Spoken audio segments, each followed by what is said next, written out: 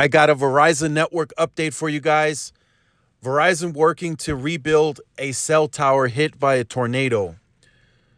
So it looks like very recently in Fayetteville and Springdale, North Carolina, they got hit by a tornado.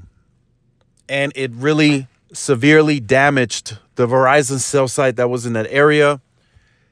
And Verizon engineers are saying that they are in the process of deploying a temporary cell tower or cell on wheels that will provide service to the area until a permanent structure can be rebuilt as of today.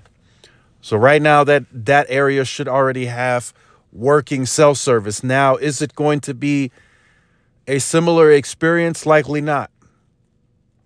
Likely won't be, because it's a cell on wheels. They do have limitations on those cell on wheels in some cases.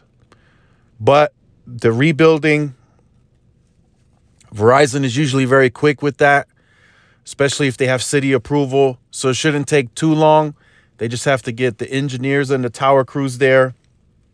And depending on what's needed for the rebuild, of course, is how long it's going to take for that site to be put back up. But the temporary solution should be sufficient for now to make calls and handle your normal tasks.